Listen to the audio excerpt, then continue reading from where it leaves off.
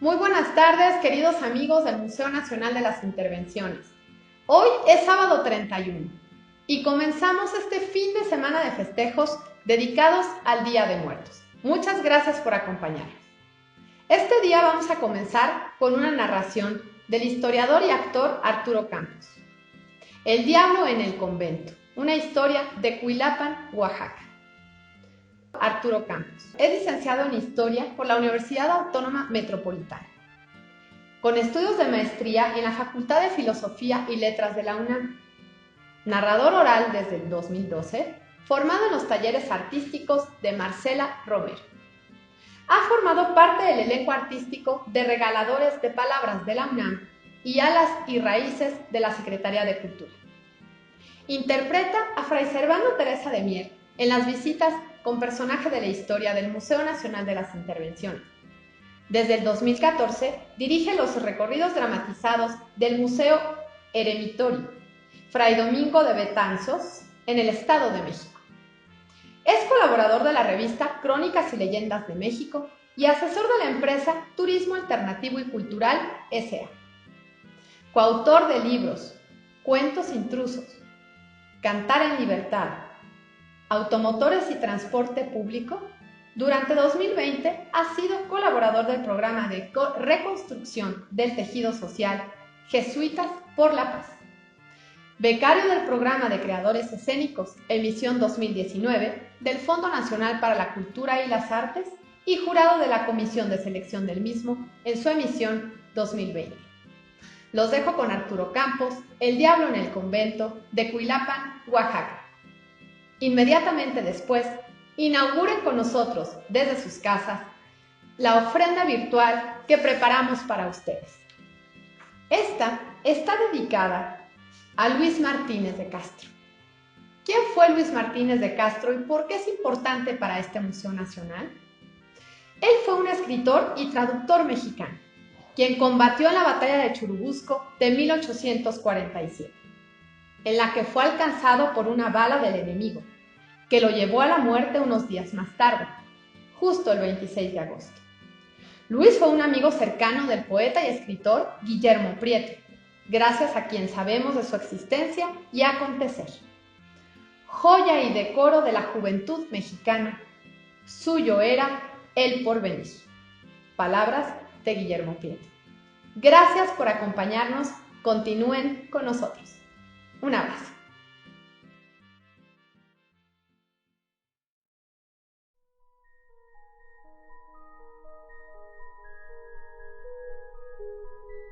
Cuentan que en el año de 1575, los frailes dominicos que habitaban en Cuilapan tenían una urgencia, además, claro, del rezo y la evangelización. Necesitaban hacer una nueva casa, una casa digna, una casa a la altura de la misión que estaban ejerciendo. Algunos de estos dominicos decían: hagamos una casa nueva, pero humilde, como la que tienen los hermanos dominicos en Tepetlauxtla.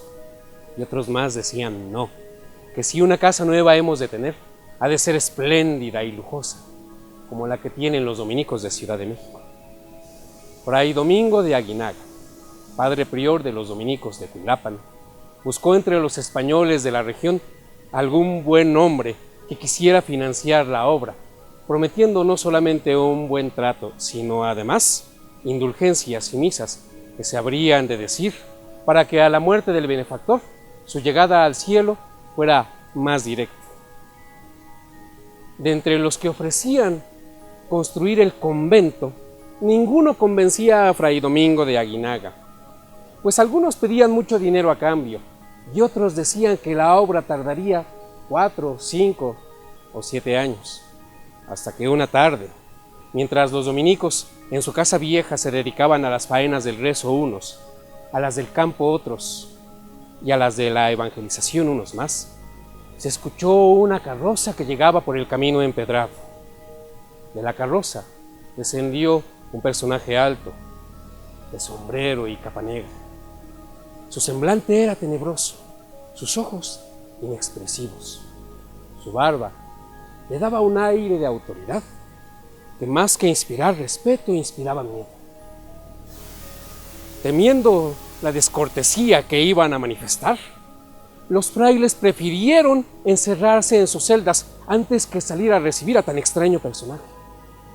Fray Domingo de Aguinaga se aguantó el miedo y fue hacia donde estaba aquel recién llegado.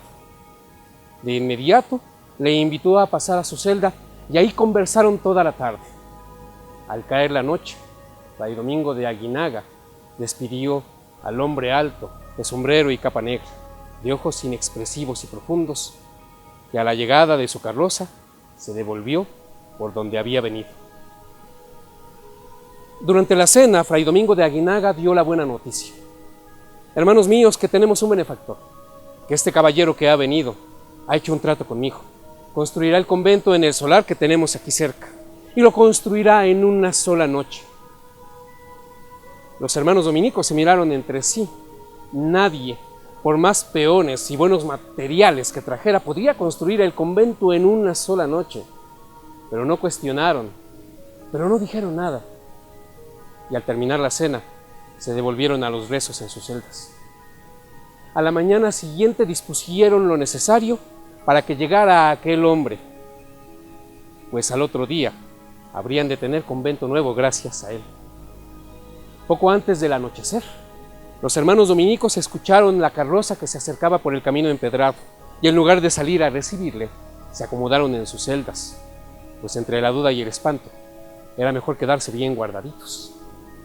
Fray Domingo de Aguinaga salió a recibir al benefactor. De la carroza salió aquel hombre alto, de sombrero y capa negro, de barba que más que inspirar respeto, inspiraba cierto espanto.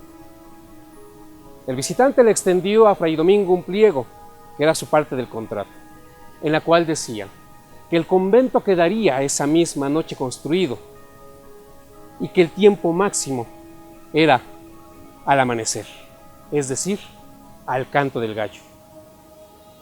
Emocionado porque cuando clareara el cielo tendría nuevo convento, Fray Domingo de Aguinaga acompañó al solar a aquel personaje que no era otro sino el mismísimo Satanás, quien más podría construir algo en una sola noche. Pues bien, que los hermanos curiosos se asomaron de las ventanas de sus celdas para ver en qué momento llegaban los carruajes con los materiales y los peones. Pero no fue necesario que llegara ningún carruaje más, pues desde la carroza, con la puerta abierta, comenzaron a salir peones que se arrastraban algunos y otros que saltaban con sus patas de cabra y sus patas de gallo. Demonios que reptaban y que corrían y que eran los encargados de construir el convento nuevo de los dominicos de Cuilapan. Y del mismo carruaje sacaron las vigas y las piedras y la argamasa. Y a la indicación del demonio pusieron manos a la obra. Comenzaron a poner los cimientos, aplanaron la tierra y poco a poco las paredes de uno y otro extremo comenzaron a tomar altura. Estaban ya diseñando los arcos, estaban acomodando piedra sobre piedra, mientras los hermanos en sus celdas no podían dormir. Y Fray Domingo de Aguinaga, en una pequeña capilla, rezaba y rezaba y rezaba, mirando la parte del contrato, arrepentido de haber hecho un trato con el mismísimo demonio, que antes de que cante el gallo estará construido el convento. ¿Pero de qué sirve si tengo que pagar un precio tan alto? Antes de que cantara el gallo, mientras el demonio con sus truhanes construían y casi terminaban de hacer el convento, a Fray Domingo de Aguinaga se le ocurrió algo. Salió de la capilla y se dirigió al pequeño corral. Poniéndose delante del gallo, le pidió que cantara, aun cuando faltaban todavía varias horas para que el sol se asomara por el oriente. Que cante el gallo, que cante. Y comenzó ahora a pedirle a todos los santos, pero ningún santo le hacía el milagro, y los demonios seguían construyendo el convento ya a tan alto precio, y los hermanos que no podían dormir, y Fray Domingo de Aguinaga, que estaba muy desesperado, recurrió a un último recurso. Entró al corralito, sacó una gallina crueca y se la presentó al gallo. Y alebrestada esta, hizo que el gallo, emocionado, diera un canto tan prolongado que se escuchó en los cuatro rumbos. Confundidos, los demonios, que todavía no acababan de construir el convento, cesaron en su labor espantados pensando que ya salía el sol. A unos reptando, otros revoloteando y otros saltando con sus patas de cabra, se dirigieron a la misma carroza de donde habían salido. Y el demonio frustrado se dio cuenta que Fray Domingo de Aguinaga le había jugado una broma, pues el gallo cantó antes, mucho antes de que comenzara a amanecer. Pero un trato era un trato y hasta el demonio sabe cumplir los acuerdos a los que llega. Regresaron todos a su carroza y entre aullidos de perros fuéronse por donde habían venido. A la mañana siguiente, Fray Domingo de Aguinaga dio la buena nueva: hermanos, que el convento no terminó de construirse. Y quién sabe por qué razón, todos se alegraron y se abrazaron. 21 años después, el 13 de septiembre del año en gracia de 1596, Fray Domingo de Aguinaga, por una enfermedad natural, estaba en su lecho de muerte, a punto de entregar su alma al Señor. Acercáronse los demás dominicos para darle los últimos servicios religiosos. Y en su último momento de lucidez hizo una tremenda confesión el prior: hermanos, que el convento no terminó de construirse, y allí sigue en aquel solar, y gracias a eso pude salvar vuestras vidas, haciendo cantar al gallo antes de que amaneciera. ¿Pero qué está diciendo, Fray Domingo de Aguinaga? ¿Qué tenían que ver nuestras vidas con que se construyera el convento?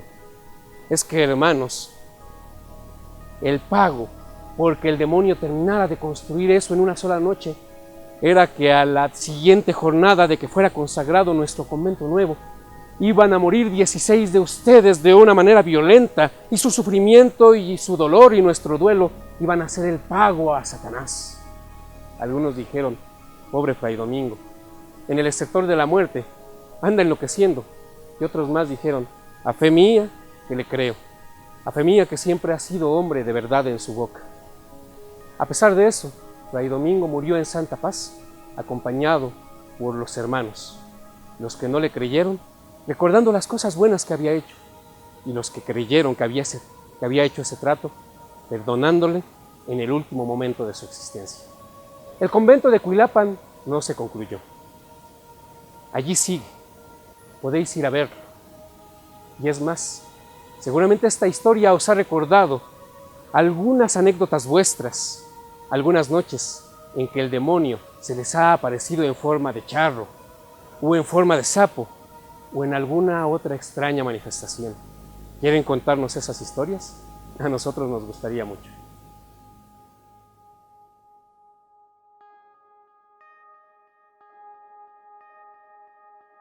Instituto Nacional de Antropología e Historia. Secretaría de Cultura. Gobierno de México.